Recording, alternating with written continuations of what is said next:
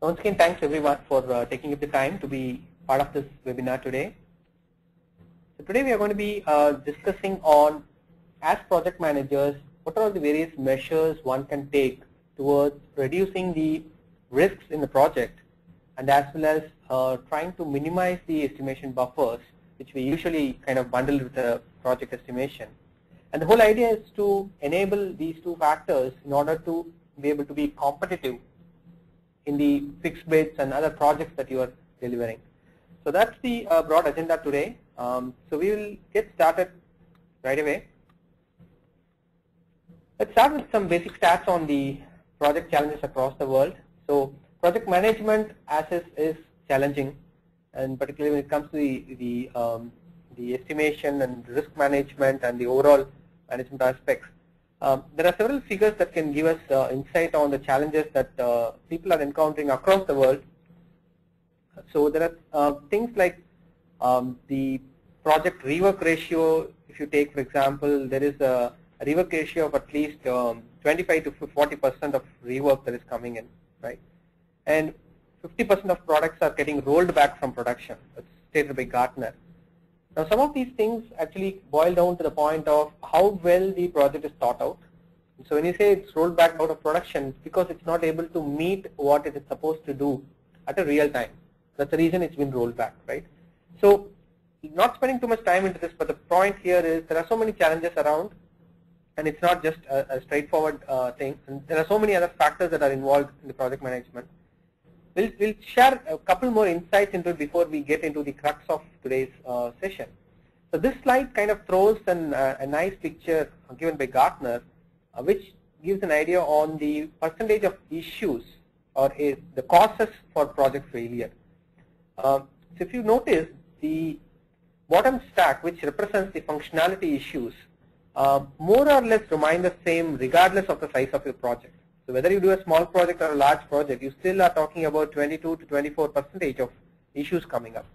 But what changes is the factors like the delayness of the project and the cost variance, budget variance that is coming to picture, which are causing the projects to fail or be abandoned or being kind of thrown out, right? So there are more than 50% of the cases fall under this category.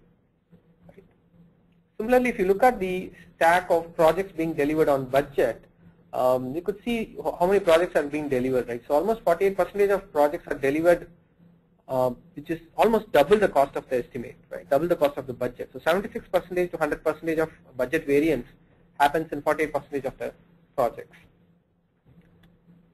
Now, this slide could look very familiar to project managers particularly, because these are the standard reasons or broad reasons why projects fail, right? Lack of requirements, clarity of requirements, scope of requirements keep changing. And then you have the resource related issues, and then the planning wise, the estimation, insufficient accommodation of buffers, right? Now, the point is, particularly for project managers, they don't have the luxury to state any of these reasons, right? They are there to be able to proactively manage these issues, being able to identify these things, sense these problems ahead of time, plan for it, and then make the project successful, right? Now, how do they do it? So the best way to be proactive is to have a strong risk management policy, right? Now, this is an interesting figure given by KPMG, which states the risk management approach of project managers, right, throughout the life cycle of a project. So, I mean, this figure not necessarily not be accurate. It changes from case to case and companies to company. But broadly speaking, we see that there are like the risk management itself is one of the areas that is not too very strongly done in many projects. That's a reflection of this slide. So many cases, almost 85% of the risks are kind of left open, and they are kind of handled in multiple ways. Now, broadly classifying these risks, we can classify them into 4 different buckets, right? So one related to the vision, the system itself, what we've been trying to build, then the project related aspects, the team, finally the resources. Now, the business risk, schedule risk, risk associated with the resources, as well as the team competency, team related work risk. Now those are, if you look at, pretty much homegrown for the project managers, right? and the areas of these risks are pretty much common across all the projects, and the level of best practices that can be shared is very high. Even if you go to say project management professional kind of a course, it talks a lot about the best practices applied on these three areas, right? But the fourth area, which is the technical and quality risks, is the most gray area among these four, particularly from a project management standpoint, because this is kind of a black box for a lot of people, and it's not straight away to identify and do a great risk management in this area, and so many other external factors have to be contributing here. And the other important factor is the other three risk areas are pretty much self-impacting, or it may impact just one or two other areas, but a problem here with the technical and quality risk can affect the overall business. The project can get jeopardized. It could affect the team's competency, because the team should be competent enough to resolve these technical challenges. And finally, the schedule may also go for a toss if the technical challenges are going to be encountered in the project. So this is going to be the most crucial area, and people will have to focus more. Now, what do these risks constitute of? When we talk about technical and quality risks, one is typically underestimating the technical complexity of the system, right? So there is a difference between a requirement which states, okay, I want a booking form, a booking page. A requirement like this versus, now I want a flight booking form which is going to be operating 24/7, which is going to be accessed by thousands and thousands of users concurrently, and I want a great performance, and the backup of the system should be clear. Right? You see, there are so many things that are getting added on compared to what was initial version of it, that I want a booking form, right? So many times people just go with, okay, it's just a booking form, let me go ahead and probably put few hours for it, right? So underestimating the technical complexity is one factor.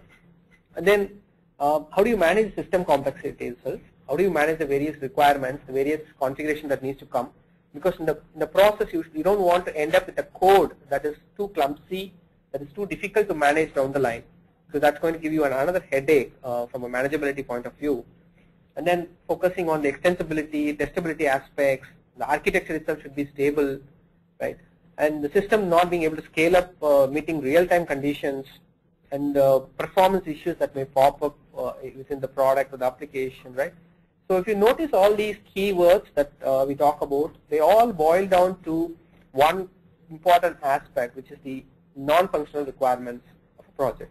Because all these things, if you look at, are pretty much common and can be applied to any kind of a project, any kind of an application, right?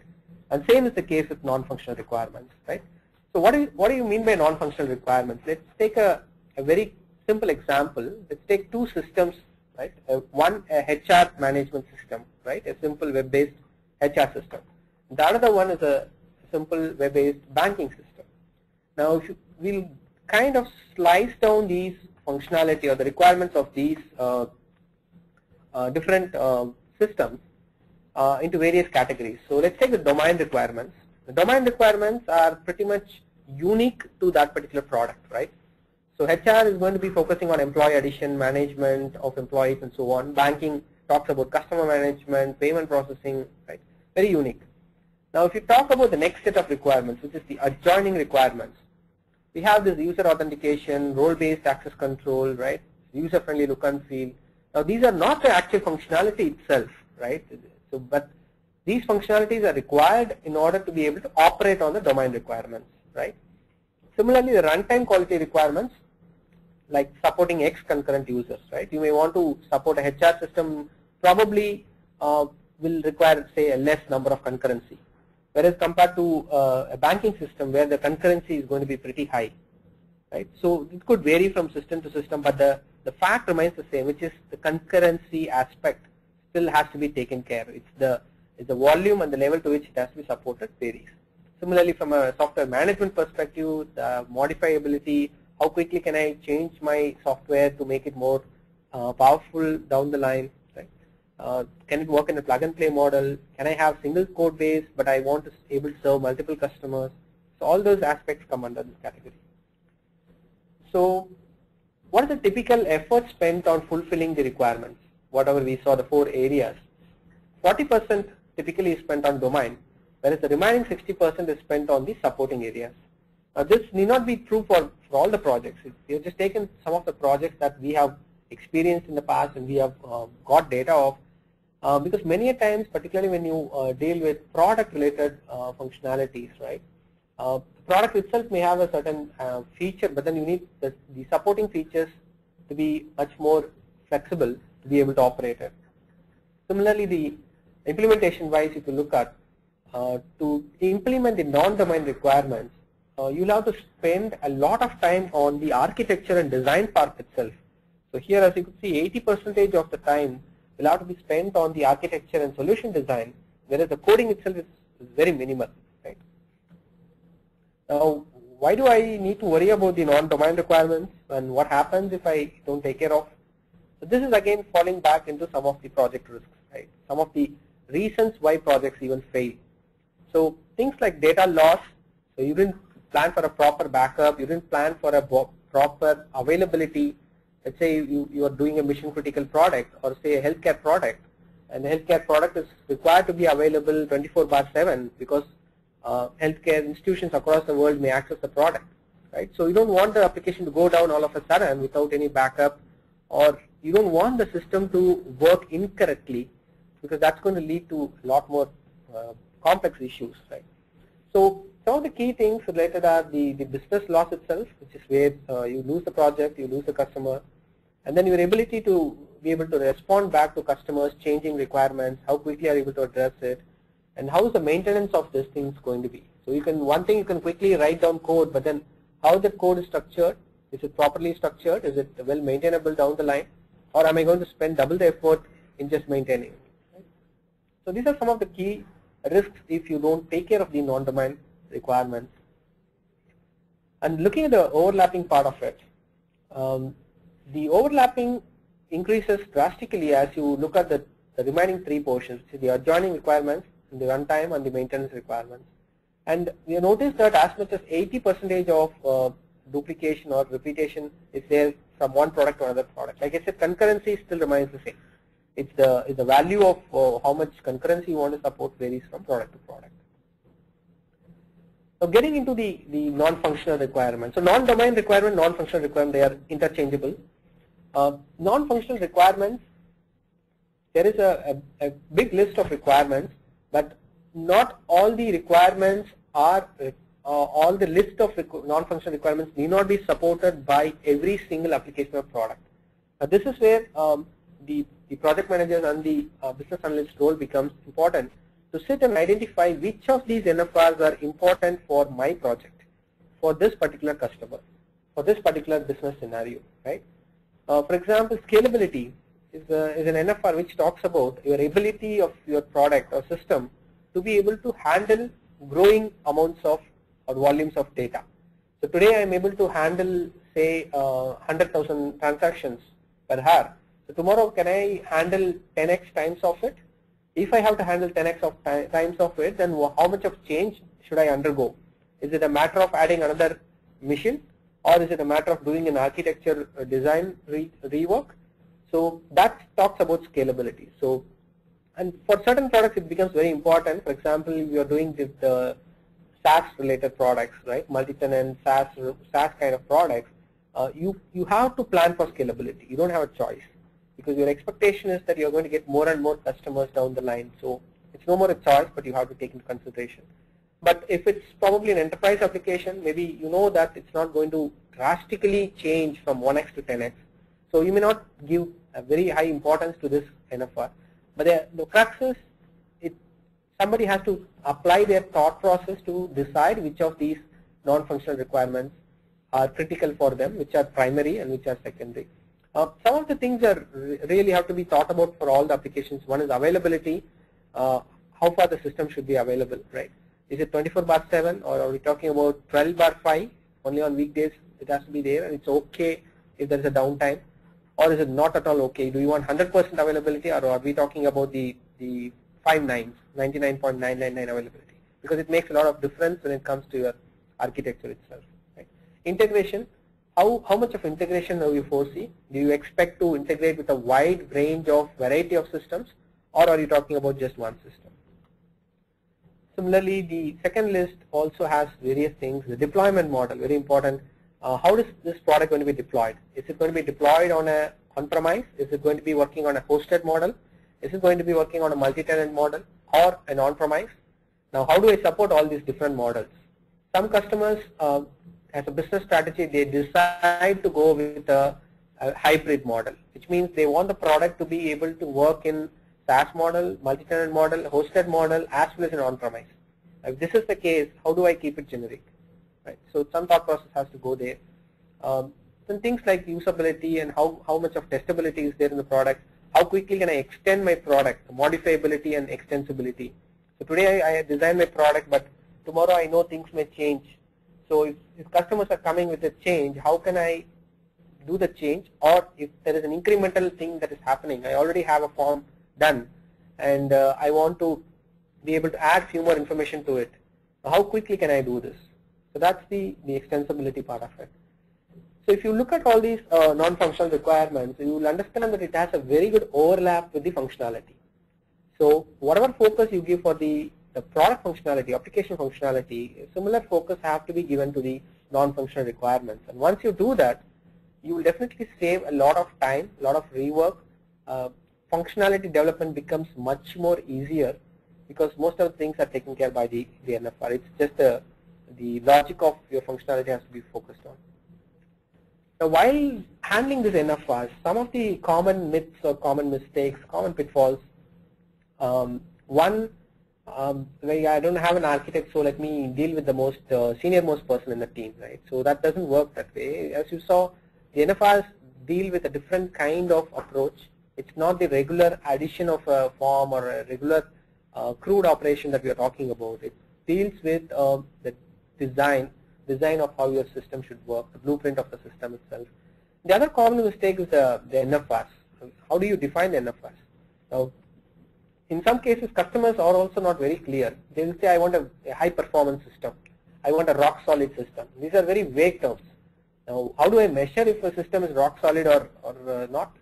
That's very subjective in nature. So one thing you need to do, whatever list we saw here, you need to be able to put a number to this list, right? So when I talk about scalability, what am I talking about? It should be scalable. System should be scalable to be able to meet 5,000 concurrent users. Now that's a more a tangible version of NFR rather than saying I want a very high scalable system, right? So that's one common pitfall. And the other problem is the estimation for this NFR. So again, what happens is this NFR gets lost across the product. So it gets merged with the functionality and it goes to the developers for estimation. So like in the earlier example I said, we're talking about a booking form. Okay, it's a simple booking form, let me go and put some hash. This is what a developer is going to think, right? Now, if the same is done by an architect, he knows that it's not just a booking form, it's about developing a highly scalable and expandable system which can take up any kind of load, right? That's a kind of an estimation that has to be done. Otherwise, you're going to end up with an incorrect estimation, leading to again problems later on. And NFRs being handled in the end is another typical mistake people do because we feel that towards the end we can take care, let's build a system, let's do a performance testing, let's tweak it later on. Now it's not just like that easy to tweak it. It's okay if you're tweaking it for a few seconds, but you cannot tweak it across for minutes, right? So end of the day, if it's taking 5 minutes to finish a task, it's totally not acceptable, right? Your end user is not going to accept it. And the other common myth is the NFRs can be handled if you just put some buffers. So this is where the fixed bit quotation itself goes up in many cases. Because the functionality part, the project manager and the team are very confident. They go ahead and put the exact numbers. But when it comes to this technology risks and the non-functional requirements, they don't have that level of confidence, so they end up quoting some kind of buffers into the estimate, hoping that that buffer should help them to take care of it. So there is no tangible approach or a framework in which they will be able to measure these NFRs. We will see how to measure this down the line. We have a small calculator which we can show you to estimate this effort. Right? So these are some of the typical myths involved. And how does a framework help here, right? Software framework typically is any reusable software platform which can be used to develop any kind of application, any kind of product. And we saw in the earlier slides that we saw an adjoining requirement with overlap of 60%, right? And then the other two runtime and maintenance requirements overlapping up to 80% of it. So framework typically concentrates on this commonality between these various products so that people need not put their minds reinventing the same wheel again and again. So that's essentially a framework is all about, and it focuses mainly on the non-functional requirements, right? So which in turn will increase the productivity, will be like booster when it comes to developers being able to develop functionality on top of it. And it also kind of demarcates the job, right? It clearly demarcates the developers from focusing on the functionality versus architects focusing on the overall design of the project, right? So it gives a nice demarcation as well. And very simply, developers can now just focus on just developing and debugging instead of trying to do the underlying plumbing related work, which they are not well suited to do. Now, why do I need a framework, and what if I don't have one? There is a set of challenges the team undergoes when they don't have a framework, which you have seen in several projects, in several customer cases. One is developers, they need some place to get started. What happens particularly in agile kind of projects, there's one other common mistake people do that, okay, I'm doing an agile project, so I'm going to start by sprint. So I'm going to take the first sprint, I'm going to take some functionality, start building it, and then I'm going to keep doing it in pieces, in chunks. That's what agile is about. But they fail to understand that agile also indicates that a sprint 0, which is the first sprint, should focus on the architecture of the project. Right? You need something, some base, which has to be given for the team to be able to start working on top of it. Right? So developers need something in the first hand to be able to get started. And they also have difficulty when it comes to the step-by-step things as to what is required to build a successful application, right? So where do I start, what kind of technology should I use, and how do I glue all these different pieces together? So they are often kind of left to make decisions on their own, and sometimes it goes wrong. And more importantly, developers are under time pressure, so every project has its own constraints, so they end up taking up shortcuts. Right? They don't tackle it at a design level, but they rather try to tackle it at a code level. So if it's a security thing, they don't think through across the system. Instead, they do a simple if condition check for that page, hoping that that page now works well for security. But the point is the entire system should be secure, right? And it also opens up a scenario where every developer or many of the developers try to solve the same technical problem. Right? So they try to do security check in their own style. Every developer comes out with their own style. And overall it ends up with an application which is extremely hard to maintain and extend as well. So what is a framework and how does it look like? This is an example of a SaaS framework. We have taken an example of a SaaS framework here. So as you could see, you have a plumbing stack here which deals with all the common plumbing related things like how do you handle exception, right? How do you do logging? What is the mechanism for auditing? All these things, if you look, are common, right? Every developer is going to handle this piece of it. Now, instead of having them do it, you tell them that, okay, these are the various libraries available. So if you want to do an exception handling, you do use this. There is also enterprise library which could be used here. So we'll keep that apart for a side for now. But the point is, when it comes to all these basic operations, utilities, make it available as a stack to them. And then there is a set of engineering related stack which is very particularly done for SaaS related projects, right? Multi-tenant or even which could also be used for enterprise related applications. So when you work with applications with high configurability, this framework has a configurable UI, for example, which takes care of UI level customizations. And then there is a custom workflow builder. So in case if you are doing a workflow, you could design workflows according to the customer using this module, right?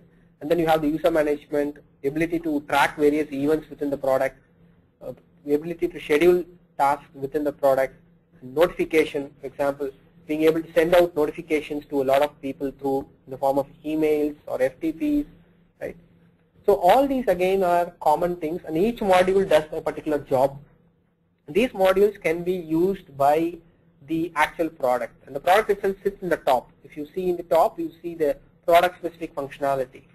So that functionality can utilize these modules, which means they don't have to think through how to do a roles and rights management. They don't have to think about how do I handle with configuration of my UI, right? It's all taken care already. So the product functionality can move faster. And in this particular framework, all these engineering stack works under the context of tenant. This is a SaaS multi-tenant framework, so it applies the multi-tenancy at all levels. So you know exactly which customer has done what customization, right? So which tenant has done what settings. That is always kind of tracked, and then only that particular information is retrieved or acted upon. There is also a SaaS operational related component which provides a set of modules that deal with the management of the SaaS product itself, right? Like we saw, this is no way a direct functionality of an end user, right? A tenant provisioning is basically a feature that will allow you to add a new customer into your system. Now this is purely for your own operational efficiency's sake, right? The end user is not going to be using this feature, but then the operational guys of the ISV or the organization that is having this product is going to use this. Similarly, licensing, how do I package my product differently? How do I consume, or how do I meter the consumption of my product so that I can bill my customers according to the usage? So again, these are things which are done at the operational level. Now, how does a framework help? And one, as we saw, it gives the focus on the functionality, the product functionality, instead of the underlying plumbing layers. And we just saw this, the duplication of effort now is no more a reason, because you have done all the common things and made it available to the team. So it's a matter of educating the team to tell them what to use in what scenario. So the rework percentage comes down drastically. And then the estimation accuracy goes up pretty high, because now developers are much more comfortable in estimating the functional requirements, and the non-functional requirements itself is taken care by the framework. So they know it very clearly, and they give you a more optimized, optimal estimation, which again will be very helpful when it comes to fixed bid projects. And reusability of the code, which is already pre-built and pre-tested. So if you take an existing framework, then you already have it well tested and available. So you don't have to really spend time on that again. So the time can be focused only on the functionality, and then the whole reliability factor also increases. And the more important thing the framework also kind of establishes is the practices, the best practices, right? So nothing like doing things correct in the first time, right? That's the best way to finish a project quickly. Now this framework also establishes a set of engineering standard, a set of programming practice, so everybody knows how to implement a certain security norm. So they do it in a uniform way, in the correct way, right? So things becomes much more easier to handle. And also the NFR being focusedly addressed within the framework provides you an avenue where if things change tomorrow, for example, the security model has to be changed, then you have to just change it within the security model of the framework instead of going and changing it across your product. So handling changes becomes much more easier and very cost effective. And overall, this framework reduces to a great extent the technology risks, the technical risks which we saw in the earlier slide related to extendability, testability, I want an unstable architecture, performance related issues, scalability issues. So those are the things, risks that are now addressed by the framework itself. The other advantage from a services organization perspective is you do several projects, right? And several projects, like I said, the domain or the functionality of those projects could vary, but the non-functional requirements will still remain the same. So when you take a framework approach, you give a standardization of the technology itself, right? So you decrease cost to a great extent because the same thing can be used again for your next project. So then the overall estimation of the next project, if you look at, drastically comes down. It gives you a very good competitive edge. And you also end up having developers who are comfortable with the framework. They would have used it, so they know exactly how it works. So the next project goes very smooth because they are not forcing any new surprises over there. they know exactly what to do. And you get a tested and proven framework when you do this repeatedly. And at the end of the day, again, reduces the technical risk. Now, having understood on the framework side, what does it take to build a framework? Well, it takes it does take a bit of investment, but it's worth investing because you are going to be ensuring the success of the project at the end of the day. Looking at the skill set level, this chart kind of gives you a high level information on what are all the various skill sets required across the phase of building a framework. The framework development itself has to go through almost an SDLC. So you have to collect your NFRs, you have to design for it, do an architecture, you have to code for it, and then you have to do a testing of the framework. Now this has to be done like independently almost, so that you are sure about the framework and it's working. And you see the kind of skills that are required. So predominantly, if you look at the architecture and design phase, is where your technology people will be required, tech leads and tech arcs, to be able to come out with a solution. And this again throws the kind of effort that is required from the senior people. So if you look at 25, 16, 19, almost 60% of effort has to come from the tech arc, tech lead, and the senior engineers within the team. So that's the kind of effort that should come from that senior people teams in order to be able to come out with a successful framework. And then comes the question of do I need to necessarily build my own framework? Having seen the amount of effort and the senior people availability to build something like this, is it required that I need to build it by my own? You can take that approach. Some customers take a custom development approach where they want to have full control and they want to develop it from scratch. Of course, it takes a lot of time, but they have their own control of every single decision. As an alternate, there are also several frameworks that are available in the market that can address various types of NFR requirements. Right now, so we'll particularly pick up the Cello framework. Cello is one such framework. It's a multi-tenant application development framework. In fact, the framework slide we saw earlier is actually from the Cello product itself. So it comes with a set of engineering and operational modules like we saw in that slide. And Cello particularly can save anywhere between 30% to 50% of the time and cost which will have to be spent in building a typical project, a typical application or product. Right? So it's a straightforward calculation, right? You can think of 30 to 50% of cost saving, what it can do for a competitive bid. Right? So you can quote at almost half the price of what your competitors are going to quote. So that's going to put you across in a different level altogether. And this framework approach also will be well received by the end customers because they see a value add coming through this. It's not just you are cutting down the cost for the sake of winning the project, but also you are bringing a value add to the table by bringing a robust architecture and framework in the first place. And Cello particularly uses .NET technology, and therefore there are no additional learning curve for developers, and it yields a very high return of investment, an ROI which can go as much as 150K USD on your budget. Right? So that's the that's the framework part of it. Now we will also quickly take I will also show you an ROI calculator. So it's a calculator. It's a calculator that that will allow you to be able to estimate the non-functional requirements, which will help you to size the kind of effort that is required when you are considering for a fixed bid. Right? Just give me a second here. I'm going to open the Excel template. So in the meantime, if you have any questions, feel free to keep posting the questions. We should be able to answer as much as we can in a given time. Template.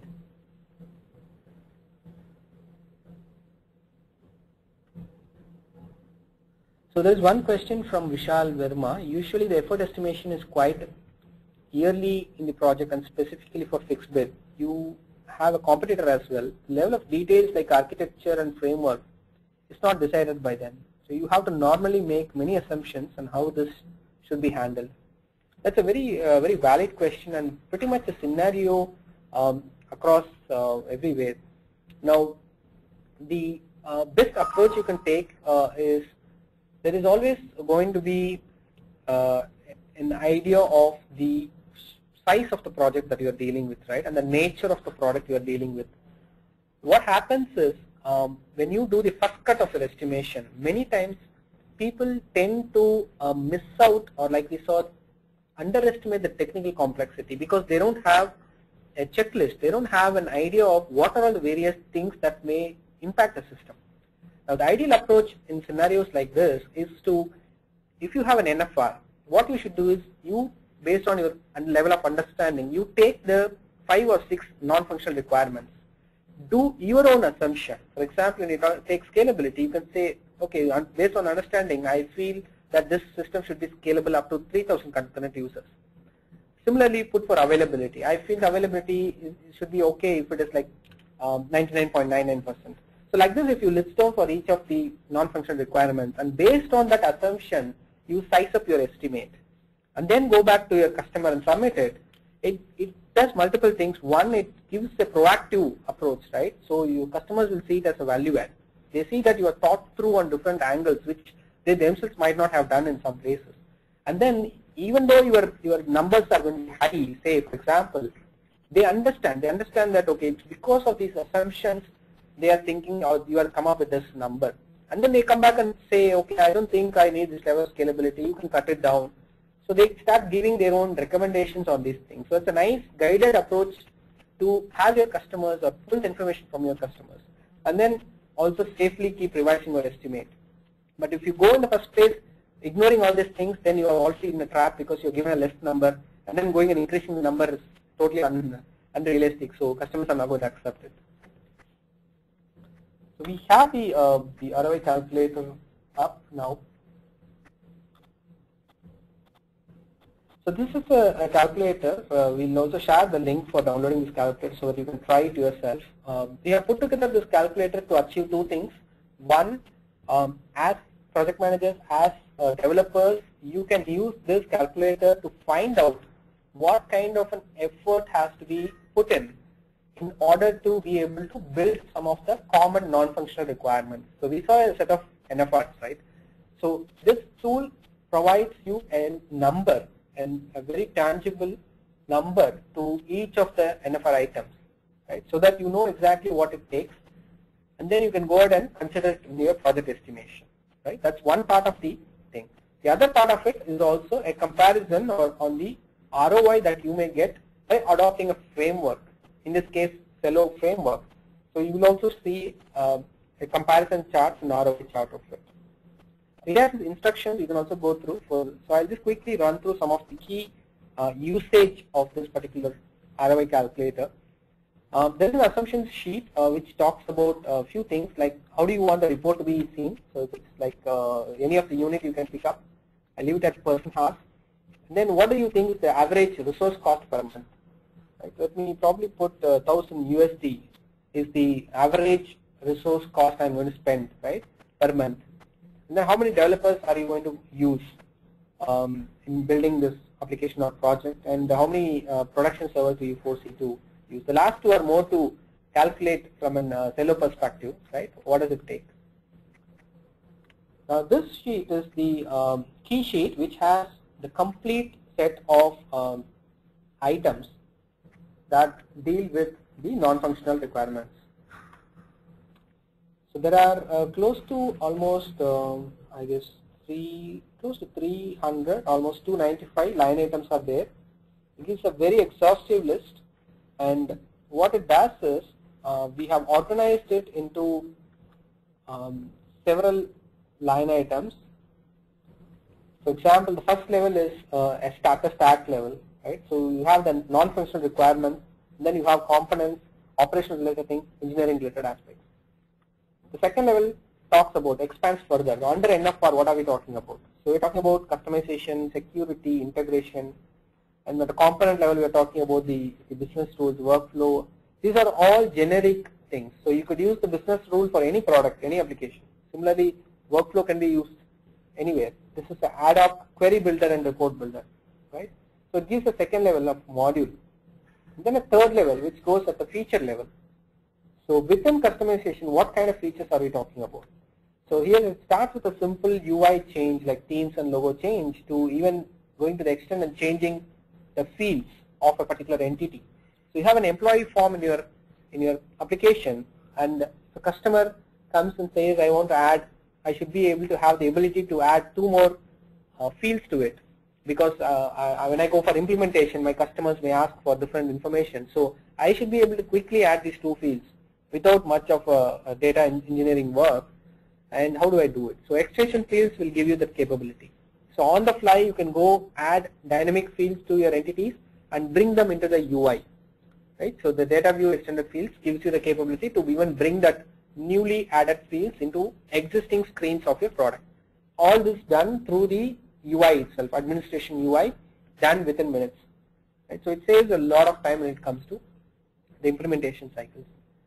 So this is an example of what customization can do. Similarly, user security management related aspects, dealing with the user role privilege management. And one thing that typically happens is people would like to have a granular level of control, which means they don't want to just stop at just a permission level, but then they want to be able to handle it at a role level, at a permission level, at a entity level, at a user level, right? So they want very granular level of dimension, security matrix dimension, so that they can exactly specify what a user can do and cannot do within the system. Notification, like we saw, ability to send out emails, shoot out emails, FTP kind of things. Right? On the components front, you have the business rules. One great advantage in business rules is in many cases, many products, particularly with the products where it changes from one customer to another customer, things change, right? So what we typically do is within the code, we tend to do a check. So developers tend to do a check, okay, if this is the customer type, then do this business logic, else you do this business logic. So that's a pretty easier way of handling, doing it faster, but then that's not a scalable one, and that's not going to give you a maintainable code at the end of the day. A business rules module will help you to address these kind of variations, business logic variations from customer to customer or scenario to scenario, right? Take it out independently and handle it at a business rules engine level, so that your product will still be a generic product, and the product will simply consume a business rule and execute based on the result. So what you have done is you have eliminated the variations from the code to a framework level. And the code now becomes much simpler to read, maintain, operate, and develop as well. Similarly, workflow, you will be able to define multiple workflows. Say if it's a HR system and you want to define a leave management workflow. So leave management workflow can change from customer to customer, right? Or from scenario to scenario. Now, how do I define it dynamically? How do I make it operating dynamically? So again, a workflow designer comes in the picture. Similarly, the ad hoc query report builder and operational related modules like tenant management, tenant hierarchy, right? So these are more specific to SaaS related projects or applications and products. And there are a good number of enterprise applications also today which almost need the same kind of tenant architecture, multi-tenancy architecture.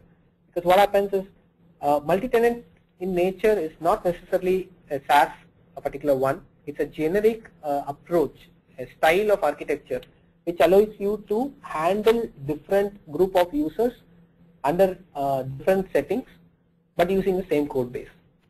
So it could be one large enterprise. You may develop a project for one large enterprise, and the enterprise may have a US division, a UK division, and they would say, okay, this particular functionality has to work in this way for US and should work for UK like this. The same leave management, if you take, the leave procedure may differ from US to UK. So you end up building a single system which is going to be used by a single customer, but then two geographies need two different styles of working. Now this can be achieved by using a multi-tenant approach. So multi-tenancy not necessarily is only for SaaS, it could be used for the enterprise solutions as well. And today more and more enterprises are taking up this approach because that gives a lot more control and security as well as a flexibility for them to operate upon. So this is a broad list. I mean, you can go through this, you can download this and go through in detail. I'll just tell you how to operate on this list and what does it encompass. The X marks that you see are the selections. So you are allowed to do selections at any level. For example, you can unselect a module and that particular module will be deselected, or you could also do unselection at the feature level. Right? For example, you can unselect at a feature level, and there is also a fourth line item which we didn't see, which is a capability level.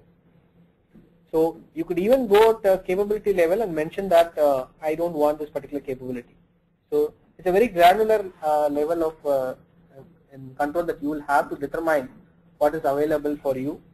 So the idea is, based on this list, you have to determine what is required for your product and then do the selections accordingly. Right?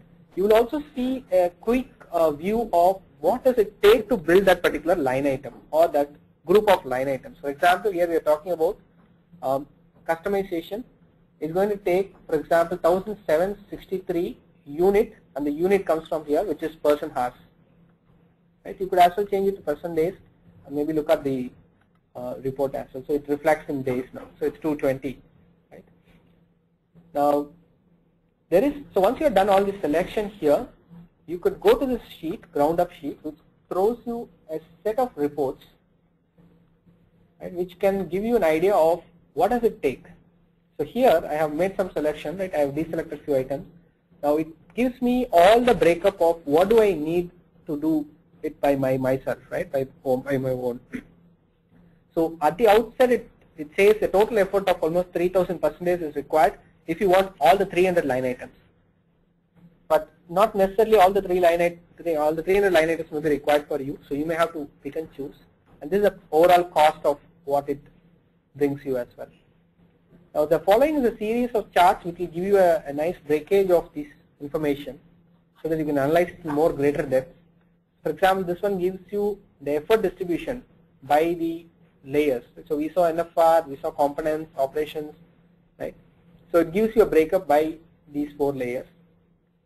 Similarly, the effort distribution, where does your effort get in? So 39% of effort has to be spent on building your NFR stack, 36% on your components, and so on. This is the same by phase, and then the skills involved by phase, we saw this earlier. Similarly, by skills, an effort breakup by phase, so which phase, how much are you going to keep spending. And then interestingly, a timeline to complete. So if you want to build everything by yourself, assuming you put a 2 people team, it's going to take you almost 75 person months, right? Whereas if you put a 16 people team, you may probably have to spend 9 person months to 9 calendar months to finish this, building this framework. So it gives an idea of what does it take to complete building it with a team size of 2, 4, 8, 12 and 16. Similarly, from a cost perspective, where does your cost go into? We saw 153K being spent, but where does it go into? And remember that this comes from the basis that you are spending $1,000 per resource per month. That's the basis in which this cost is being calculated. You can go ahead and change it according to your own thing, but ensure that it's in USD. So do the conversion from INR to USD if you are dealing with INR. This is a further breakdown by module. So there are several modules, right? The channel management, query builder, customization, tenant hierarchy. So by module, you'll be able to see the percentage split up and the effort split up. Similarly, the cost split up. So all this from a ground up development perspective. There is also another sheet followed by it which can give you an idea of what does it happen when you do it using a framework like Cello, for example. So the ROI here, if you look at, so you can straight away save the effort, which is the 3000 odd percentage can be straight away saved, and then you can save say approximately around 30 calendar months. Ground up cost, you would have spent 153K building this, whereas Cello would have costed you 25K because you are buying the 5 developer license and say 2 server license. So Cello comes with based on developer and server license cost. So it's going to take up 25K. So straight away you make a saving of 128K on your project, which can again be directly reflected on your bid, right? You can become so much competitive with the kind of savings that you can get there. And not just that initial savings, but also down the line. If you have built something yourself, you're going to keep maintaining it year on year, and which is going to add up to another 204K, which you will be spending on the next 5 years, right? So this chart below gives you an year-on-year comparison. So first year you would have spent 153K building it yourself, whereas 25K if you are choosing Cello.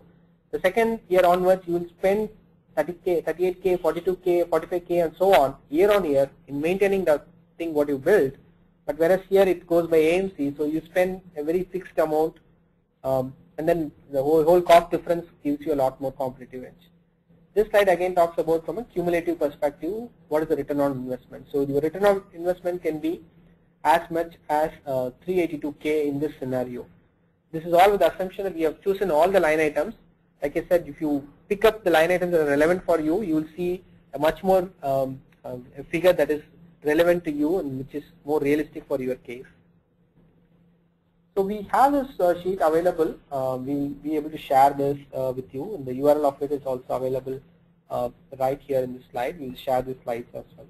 That brings us to the end of this webinar, today's webinar, and I hope you found it useful. So the whole idea is to ensure that you liberate some of these framework related aspects, reduce the technology risks, because so much of technology solutions are already built in the framework, so don't try repeating it. And two, being able to take this advantage, cost advantage, and bring it back to your customers and reflect it through your bidding, which will also help you win more customers. So with that, we will open up for maybe a few questions. So feel free to post your own questions in the question panel window.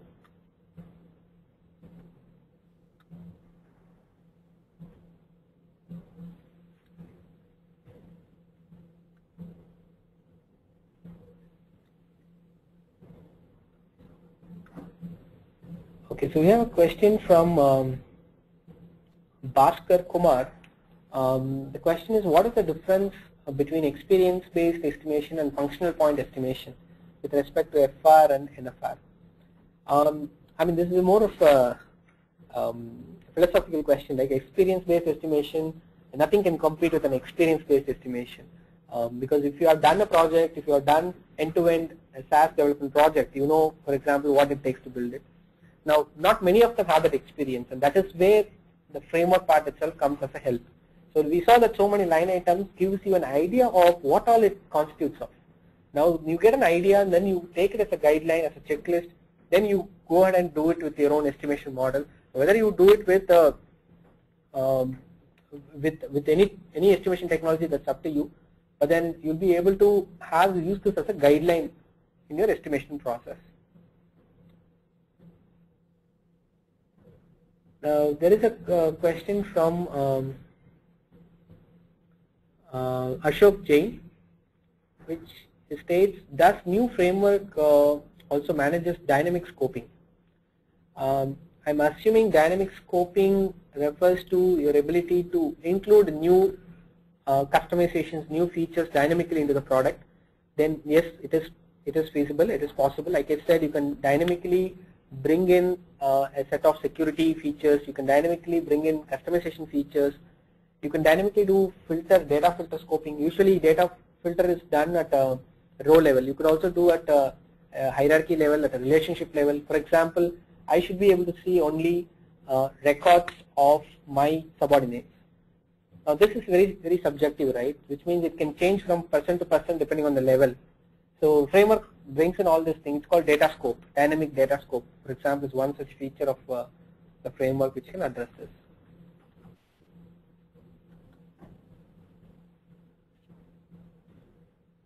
How many test iterations considered in this effort estimation? Abhishek Kulreshta. We have taken the standard development life cycle, which constitutes of 2 test iterations, 2 complete end-to-end testing cycles, which is the standard we typically follow, right? So the breakage, everything, like I said, requirements, design, architecture, coding, testing. Testing includes 2 cycles.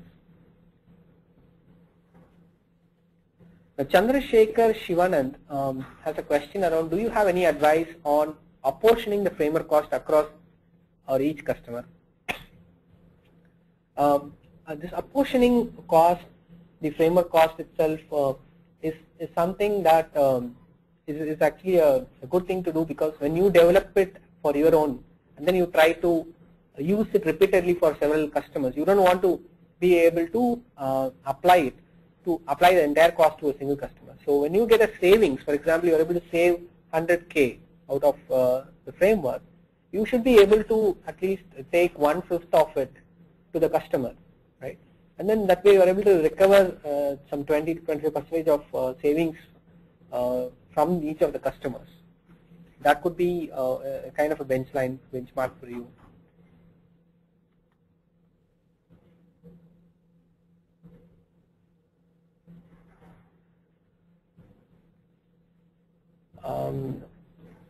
Okay, we wait for some more questions.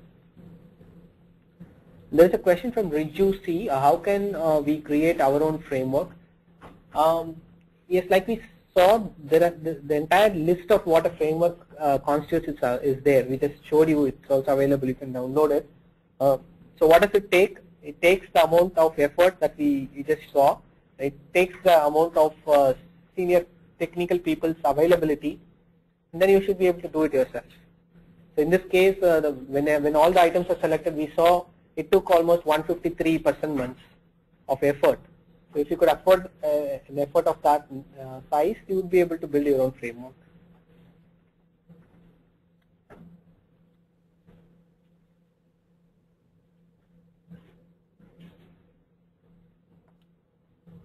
So I think that's pretty much the questions we have for today. And once again, thanks everyone for taking up the time. And we will be sharing this presentation through TechGeek. You should be able to download. And you also have the contact details here. In case if you have any further questions, you can feel free to post it to the email.